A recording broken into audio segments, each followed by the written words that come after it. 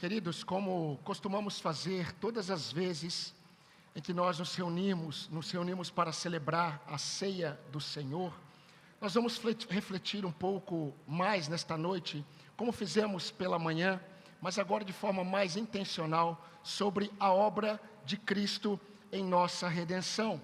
E queridos, assim como precisamos todas as vezes que olhamos para a obra de Cristo em nossa redenção, também observarmos os efeitos da obra de Cristo em nossa redenção. E vamos perceber, e temos percebido, e vamos mais uma vez nos lembrar de como essa tão grande salvação influencia diretamente, não apenas na nossa forma de pensar e enxergar a vida e os acontecimentos da nossa vida, mas também na forma como nós respondemos às questões que se apresentam diante de nós. Isso significa que nós vamos pensar sobre o Evangelho de Cristo. E quando nós pensamos sobre o Evangelho de Cristo, não há como não imaginar ou não observar o que o apóstolo Paulo, ele cria, ensinava e pregava sobre o Evangelho de Cristo.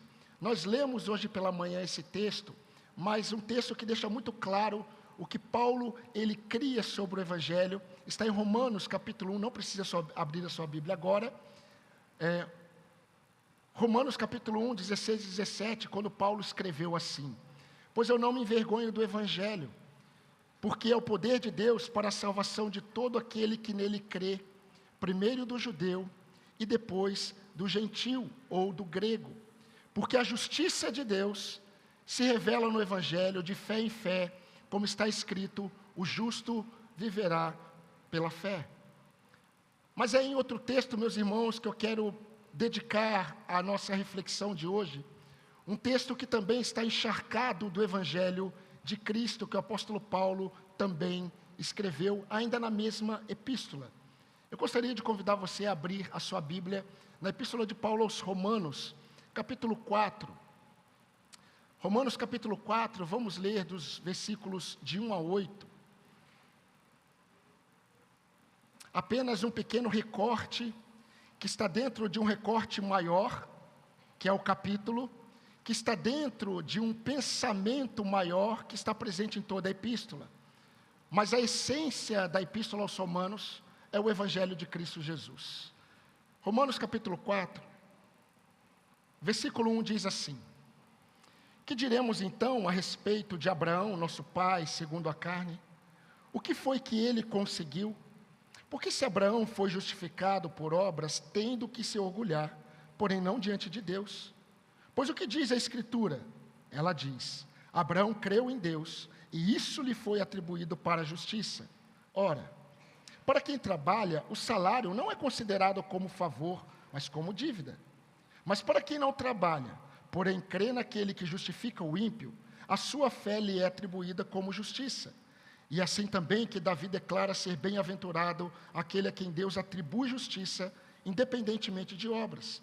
Davi disse: bem-aventurados aqueles cujas transgressões são perdoadas e cujos pecados são cobertos. Bem-aventurado aquele a quem o Senhor jamais atribui pecado. Amém. Louvado seja Deus por este texto que nós acabamos de ler. Queridos, é importante notar que o apóstolo Paulo, ele vem desenvolvendo um tema a partir do capítulo 2, que defende que a lei dada a Moisés, ela precisa ser compreendida na perspectiva do propósito de Deus. A lei que foi dada a Moisés, ela teve um papel fundamental para conduzir o adorador a um entendimento que ninguém pode ser justificado por cumprir as obras da lei. Porque Paulo mesmo escreveu em Romanos 3:20, porque ninguém será justificado diante de Deus por obras da lei. Mas também há um motivo anterior. O profeta Isaías já havia pregado, o profeta Isaías já havia falado perante toda a nação, que a nossa justiça própria diante de Deus são como trapos de imundícia. Isso ficou claro para o povo em Isaías 64:6. E Paulo conclui esse pensamento, irmãos, no capítulo 3, versículo 28, quando ele diz assim, na íntegra: concluímos, pois, que o ser humano é justificado pela fé, independentemente das obras da lei. E esse tema central do Evangelho, que é a justificação por meio da fé em Cristo, continua até o capítulo 7 de Romanos, de uma forma muito clara, de uma forma muito direta.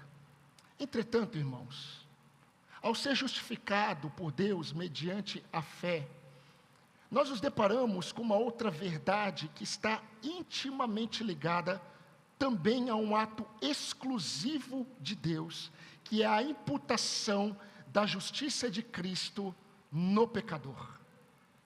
A imputação da justiça de Cristo Jesus no pecador. Essa verdade, ela está presente no Evangelho. Quando tentamos ou deixamos ela de lado, nós estamos, na verdade, removendo o Evangelho.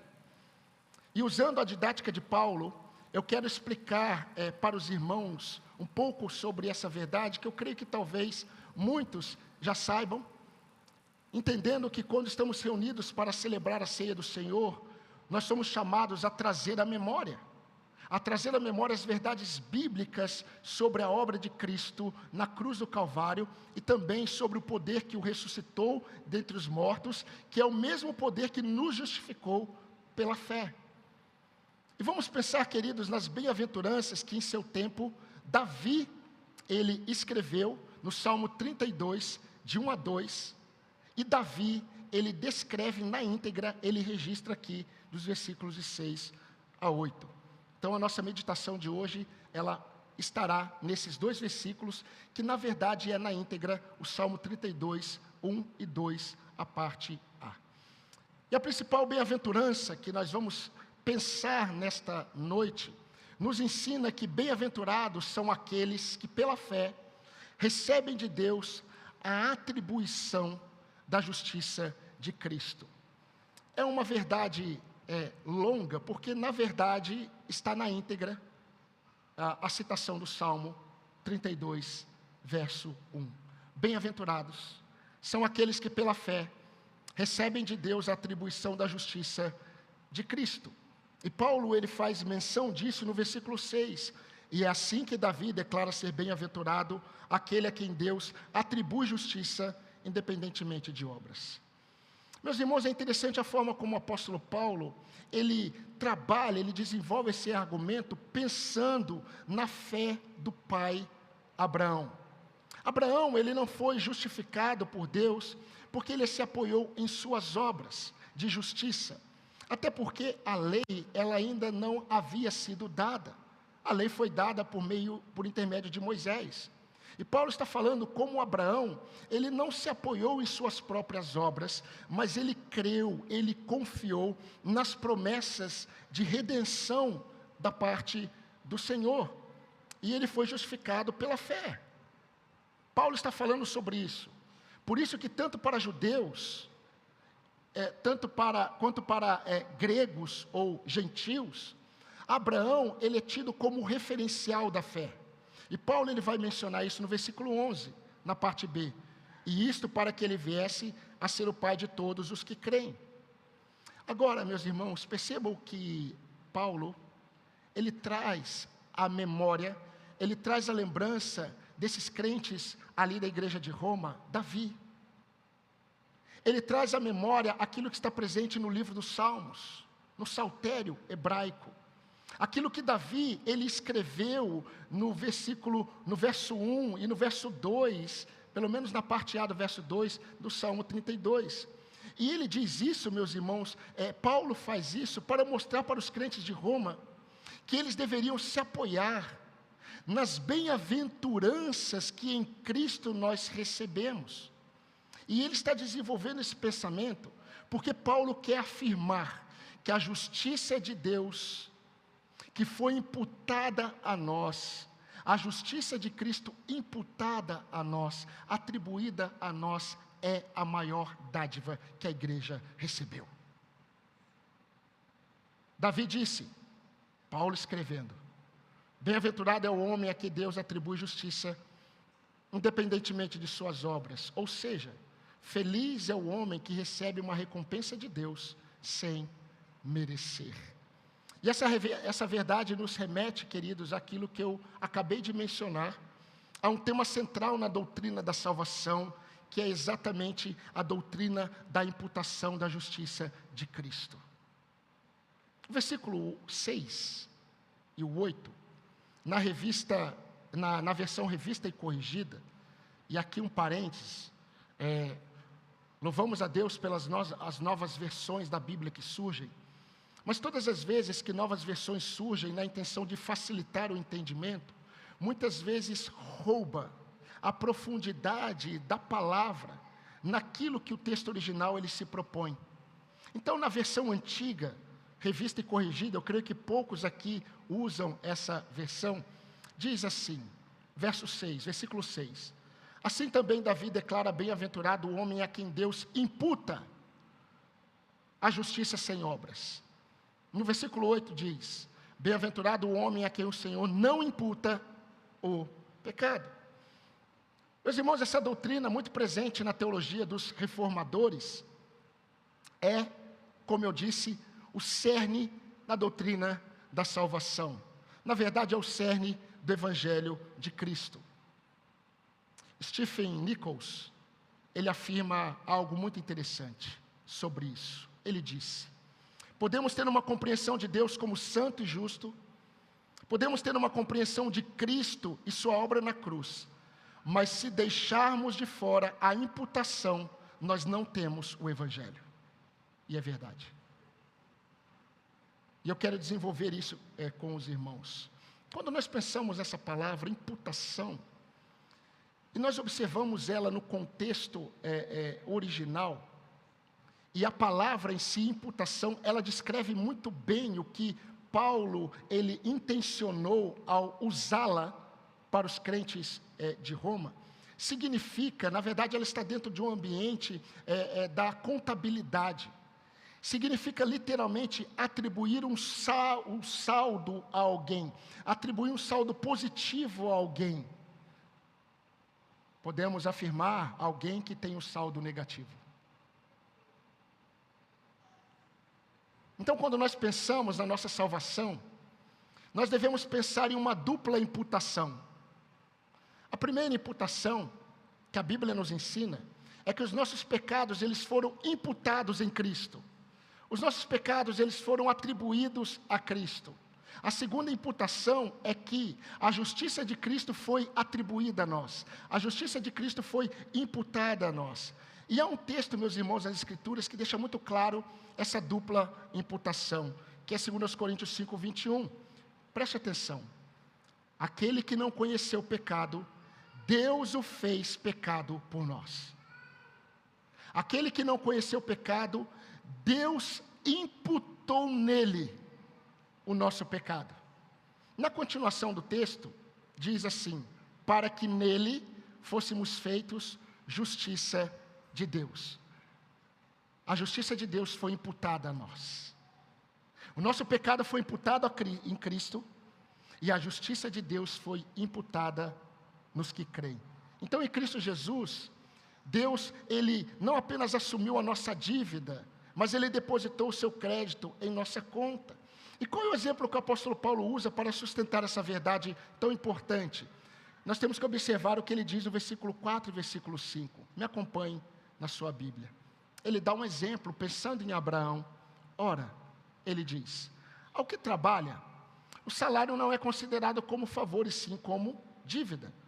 Mas ao que não trabalha, porém crê naquele que justifica o ímpio, a sua fé lhe é atribuída como justiça. Ou seja, se Abraão tivesse feito alguma coisa que merecesse ser reconhecido como justo diante de Deus, ser reconhecido como justo diante de Deus não seria nada demais além do que o esperado. Se Abraão ele tivesse confiado nas suas obras de justiça, ser declarado justo seria natural. Sabe por quê? Porque aquele que trabalha, para aquele que trabalha, o salário não é uma oferta, o salário é dívida. Mas Paulo continua, porém aquele que não trabalha, que não fez nada, mas crê naquele que justifica o ímpio, a fé lhe é atribuída como justiça. Por isso que no versículo 6 Paulo afirma: bem-aventurado é aquele que pela mesma fé de Abraão, é esse o ambiente do texto, ele recebe a justiça do único justo. Meus irmãos, a ideia aqui, e nós vamos para algumas questões muito práticas e importantes, mas a ideia aqui é a seguinte: o que Paulo está querendo dizer? Essa verdade aqui sobre a justificação mediante a fé e a imputação da justiça de Deus é a realidade daquele que nunca trabalhou, mas recebe o pagamento como se tivesse merecido. É a ideia do culpado que é absolvido sem cumprir a pena. Ele traz a ideia do indigno que recebe uma posição de dignidade. Tudo isso por intermédio da fé, não nele, mas naquele que justifica o ímpio. Tudo isso pela fé. É quando aquele que não trabalhou coloca sua fé naquele que é o único digno de ser recompensado. É quando aquele que é culpado coloca sua fé no único que é justo. É quando aquele que não é digno coloca sua fé naquele que é digno. Irmãos, na cruz do Calvário, Jesus Cristo, Ele não apenas foi tratado, o pecado foi imputado nele. Então Jesus não foi tratado como pecador, Ele assumiu a identidade de pecador. Porque o nosso pecado foi imputado nele. Então na cruz do Calvário, Jesus ele era o culpado, Jesus ele era o injusto, Jesus ele foi feito maldito, para levar sobre si a ira justa de Deus, que deveria recair sobre todos nós. Então aqueles que creem, eles recebem de Deus a imputação da justiça de Cristo, a atribuição da justiça que nunca foi nossa. Por isso, meus irmãos, que nós falamos, Ele é a nossa justiça. Eu gostaria que você me acompanhasse na leitura de Romanos capítulo 3, 24 a 26, é só subir um pouquinho. Sendo justificados gratuitamente por sua graça, mediante a redenção que é em Cristo Jesus, a que Deus apresentou como propiciação no seu sangue, mediante a fé. Deus fez isso para manifestar sua justiça, por ter Ele, na sua tolerância, deixados impunes os pecados anteriormente cometidos, tendo em vista a manifestação de sua justiça no tempo presente, a fim de que o próprio Deus seja justo e o justificador daquele que tem fé em Jesus. Meus irmãos, e Paulo ele está dizendo que Davi, ao ter essa consciência da justiça imputada pela fé, ele reconhece a verdadeira bem-aventurança. Davi ele reconhece a verdadeira bem-aventurança. Por isso que no versículo 6 ele diz: e é assim também que Davi declara ser bem-aventurado o homem a quem Deus atribui justiça, independentemente de obras. Essa convicção de Davi levou Davi a escrever sobre mais duas bem-aventuranças que Paulo faz questão de registrar. E a segunda bem-aventurança nos ensina que está no versículo 7, na parte A. Bem-aventurados são aqueles cujas iniquidades são perdoadas. Queridos, não há nada mais libertador, preste atenção nessa verdade, porque nós vamos celebrar algo que nos remete à obra de Cristo na cruz. Não há nada mais libertador do que receber o perdão daquele que poderia nos condenar por mérito. Não existe nada mais libertador do que receber o perdão daquele que nós mais ofendemos desde a nossa mais tenra idade. Não existe nada mais libertador do que receber o perdão daquele de quem nunca teríamos condições de nos justificar por qualquer ato de justiça. E o perdão de Deus, ele não está apenas em uma declaração. Está perdoado. O perdão de Deus na cruz, ele possui efeitos que nos leva à vida eterna com Ele. Nós experimentamos, meus irmãos, o amor incondicional deste perdão. Nós experimentamos o acolhimento paternal do Senhor. Nós experimentamos as mais ricas e imutáveis promessas de salvação. Mas há uma terceira bem-aventurança. Paulo continua. E ele de novo na íntegra escreve o que Davi disse. No versículo 7 da parte B. Bem-aventurados são aqueles cujos pecados são cobertos. Irmão, sendo Davi quem era? Provavelmente Davi, ele levou o seu pensamento, quando ele escreveu isso, para uma realidade que acontecia no tabernáculo, que nós vimos um pouco pela manhã. Quando o pecador, ele ia até o tabernáculo, e ele chegava até a entrada do tabernáculo com um cordeiro, com um animal, e ele sabia que aquele animal deveria ser entregue para o sacerdote. O sacerdote, ele, logo na entrada do tabernáculo, ali tinha a bacia, o local do sacrifício. E nesse local do sacrifício tinha 4 chifres. E quando o pecador ele entregava o animal ao sacerdote, o sacerdote ele imolava o animal e ele aspergia o sangue nos 4 chifres, porque chifre representava poder, e Deus estava ensinando sobre o poder do sangue para encobrir o pecado do pecador. Mas Davi escreve isso no Salmo 32. O ambiente do Salmo 32 é aquele ambiente que, depois de muito se calar quanto ao seu pecado em relação a Batseba, Davi é confrontado por Natã, e Davi ele reconhece e se arrepende, e depois Davi escreve: bem-aventurado é o homem, bem-aventurados são aqueles cujos pecados são cobertos. Então Davi tem esse pensamento do perdão de Deus, mas Paulo não. Paulo, ele tem uma outra perspectiva. Paulo está falando sobre um tema central aqui no capítulo 4. Paulo está falando da imputação da justiça de Deus. Então Paulo está dizendo o seguinte, que nós que cremos, assim como Abraão foi justificado pela fé, nós fomos cobertos, nós estamos protegidos com a justiça de Cristo. Pelo sangue de Cristo, onde abundou o pecado, superabundou a graça. Bem-aventurados são aqueles cujo pecado ou as iniquidades são cobertas. Que cobertura é essa? A justiça de Cristo imputada em todo aquele que crê. Mas há uma bem-aventurança maior, que é a última, que nós vamos pensar nessa noite. Está no versículo 8. Bem-aventurados aqueles a quem o Senhor jamais imputará pecado. Bem-aventurados são aqueles, o bem-aventurado é aquele, agora está no singular, não está mais no plural. Bem-aventurado aquele a quem o Senhor jamais atribui pecado. Bem-aventurado é aquele a quem o Senhor jamais imputará o pecado.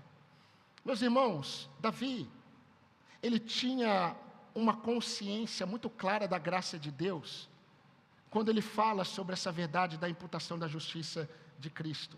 E Paulo, ele está exaltando, queridos, a profundidade no Evangelho, quando ele faz essa afirmação que Davi fez. Agora preste atenção nisso.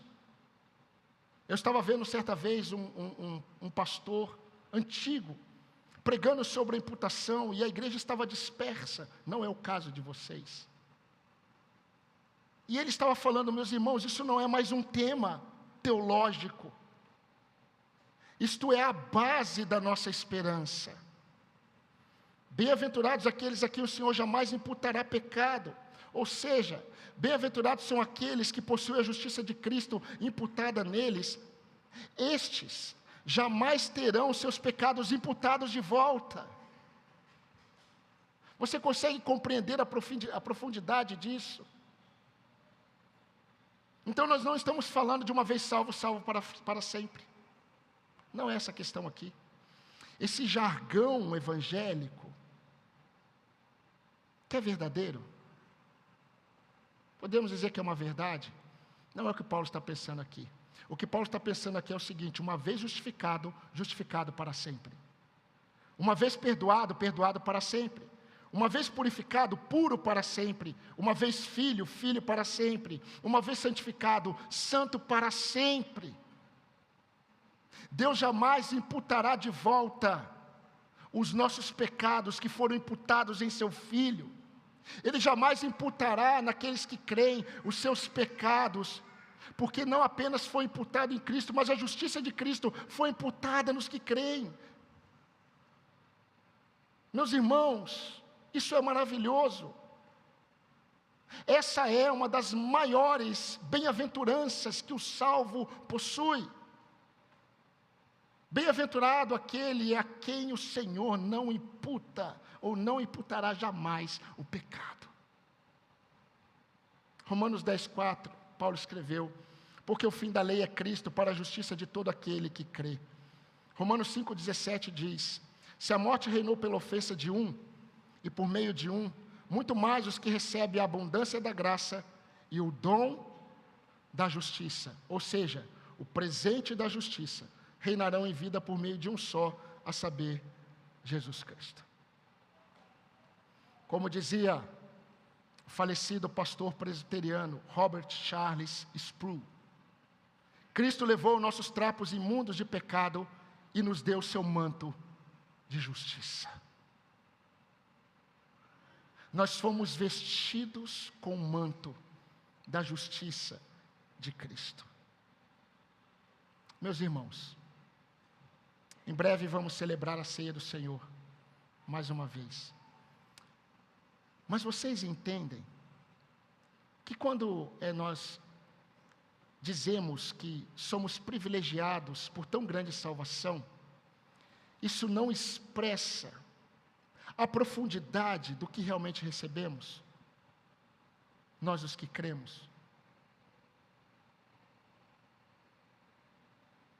A doutrina da imputação da justiça de Cristo sobre nós, irmãos, é a essência do Evangelho e a maior dádiva que recebemos.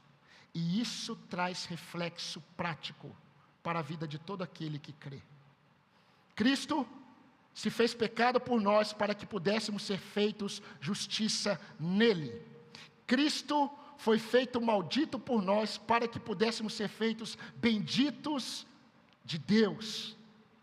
É dessa verdade que vem a nossa justificação, é dessa verdade que vem a nossa santificação, é dessa verdade que virá a nossa glorificação. E essa verdade bendita nos conduz, meus irmãos, a uma resposta cognitiva, em primeiro lugar. Essa verdade bendita nos leva a uma resposta cognitiva no âmbito dos pensamentos. Nós precisamos, meus irmãos, assim como Paulo fala sobre a armadura de Deus, nós precisamos guardar e proteger a nossa mente com o Evangelho, com essa verdade, sabe por quê? Para que nós possamos ser livres dos dardos inflamados de Satanás. Essa verdade, ela precisa estar em nossa mente. Nós fomos absolvidos. Se você creu em Cristo como Senhor e Salvador, você foi absolvido. Jamais os seus pecados serão imputados novamente a você. Nós fomos aceitos. E essa verdade também nos leva a uma resposta prática. E essa resposta prática tem a ver com o viver em novidade de vida. O apóstolo Paulo, ele usa esse termo, viver em novidade de vida. Só que quando Paulo escreve isso, ele escreve no capítulo 6 de Romanos, que está dentro do ambiente da imputação da justiça de Cristo mediante a fé. E o que Paulo quer dizer com isso? Andar em novidade de vida. Meus irmãos, literalmente Paulo quer dizer que nós devemos andar como ressurretos dentre os mortos. Ressurretos dentre os mortos. Romanos 6,18 diz: uma vez libertados do pecado, vocês foram feitos servos da justiça. Servos da justiça. Lembrando que essa justiça que foi imputada, ela vem daquele que é o Deus que vivifica os mortos e traz à existência as coisas que não existem. Romanos capítulo 4, versículo 17, o mesmo capítulo que estamos observando. Mas preste atenção. Eu creio que qualquer um aqui que passasse na porta de um cemitério e olhando para dentro percebesse que ali tem uma pessoa andando entre os túmulos, abrindo os túmulos, mexendo em corpos em decomposição, eu creio que qualquer um aqui não apenas acharia estranho, mas ligaria para alguma autoridade, porque aquilo não apenas é algo contra a lei, mas é algo totalmente fora do normal, do natural. Assim nós devemos olhar para nós todas as vezes que nós estamos na prática do pecado.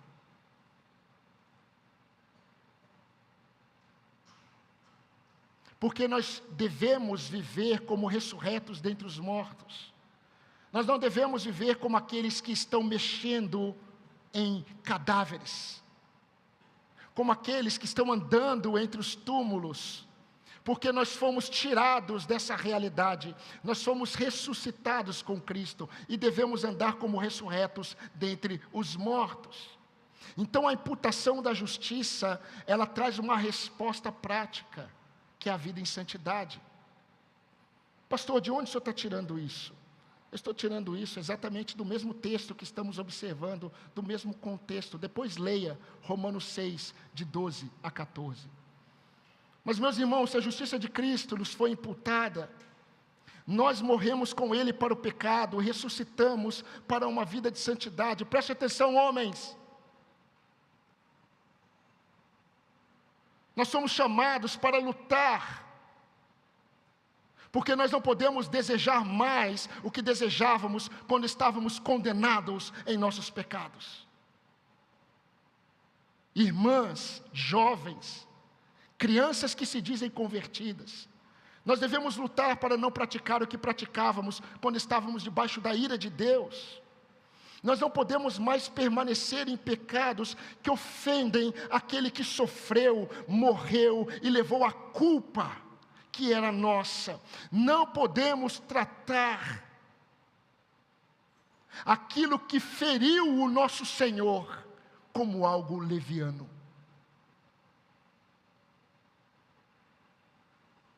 Não podemos. Mas não é interessante? Davi não disse: bem-aventurado aquele que desfruta das riquezas como eu. Quando ele escreve o Salmo 32, ele era rei. Bem-aventurados aqueles que desfrutam da riqueza como eu. Ele não disse: bem-aventurado aquele que tem saúde. Ele não disse: bem-aventurado aquele que tem uma vida tranquila. Meus irmãos, mesmo reconhecendo que todas essas coisas são bênçãos de Deus, são dádivas de Deus, preste atenção, meu amado irmão. Há algo mais excelente que é fonte de verdadeira satisfação. Há algo mais excelente. Agora eu fiquei pensando em mim. Se bem-aventurado são aqueles a quem o Senhor atribui justiça, independentemente das obras, versículo 6. Se bem-aventurados são aqueles a quem o Senhor, cujas transgressões são perdoadas, como diz o versículo 7, e cujos pecados são cobertos. Se bem-aventurado é aquele a quem o Senhor jamais atribui pecado, onde tem repousado a minha gratidão?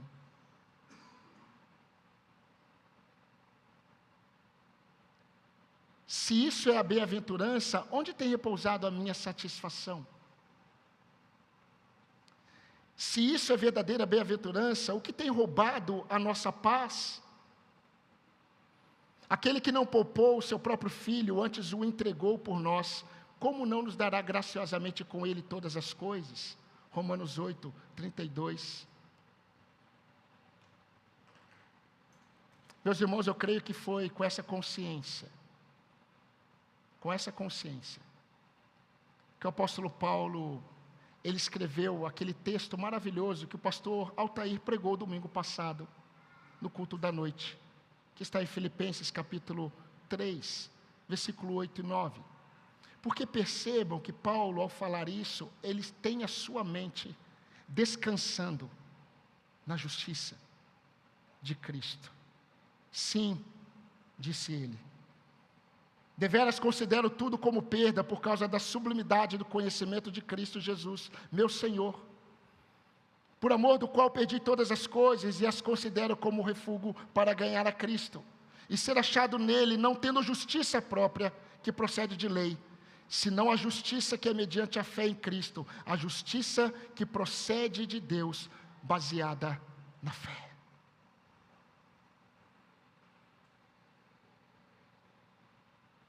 Nesta semana, eu dediquei o meu tempo de gratidão a Deus por um único motivo. Para um único motivo. Louvado seja o Senhor, porque o Senhor imputou no único justo, o seu Filho, os meus pecados. E eu glorifico o teu nome, porque o Senhor imputou em mim, digno de condenação, a justiça dele, o único justo, que nunca mereceu levar sobre si o que levou. Meus irmãos, eu desejo muito, muito, que essa verdade, verdade lembrada, porque eu creio que muitos já sabiam, mas que essa verdade lembrada nos leve a oferecer a nossa vida ao Senhor como instrumentos de justiça, e não mais como instrumentos de injustiça. Que os seus membros, que os membros do seu corpo, jovens, crianças, homens, mulheres, que os membros dos nossos corpos sejam oferecidos como instrumento de justiça, e não mais como instrumentos de injustiça, como diz Romanos 6, de 12 a 14. Sabe por quê? Porque quando Cristo nos vê, Ele vê justos. Justos.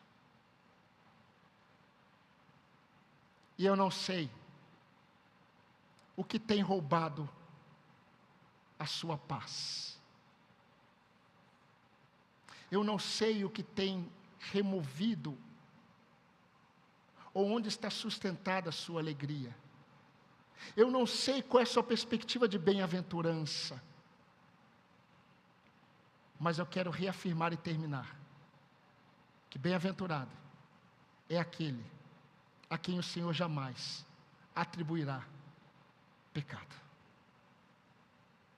Esse momento é somente para todo aquele que foi vestido com a justiça de Cristo. Judas não participou da ceia. Ele se retirou, porque ele não poderia ter comunhão, ele não poderia compartilhar daquele momento com Cristo ressurreto, com Cristo que morreria e seria ressuscitado dentre os mortos. E quando nós nos reunimos para celebrar a ceia do Senhor, essa é uma celebração de vivos. Essa é uma celebração daqueles que têm Cristo como seu Senhor. Essa é uma celebração daqueles que vivem a igreja de Cristo, que amam a igreja de Cristo e que entendem, que esperam Cristo, aquele que é digno de toda honra, toda glória e todo louvor. Eu gostaria que você abaixasse sua cabeça e que você orasse a Deus. Não para procurar em você dignidade para participar da ceia, não, você não vai encontrar. Mas que você encontre a justiça de Cristo. Que você encontre a justiça de Cristo. E se você é do Senhor, batizado, identificado com Ele, se você está unido à igreja de Cristo, mesmo que não seja dessa comunidade, você é convidado para nesse momento participar da ceia do Senhor. Mas ore, agradeça a Deus, se arrependa talvez de pecados que o Espírito Santo já revelou a você, mas celebre a ceia do Senhor, se você foi feito justiça de Deus em Cristo.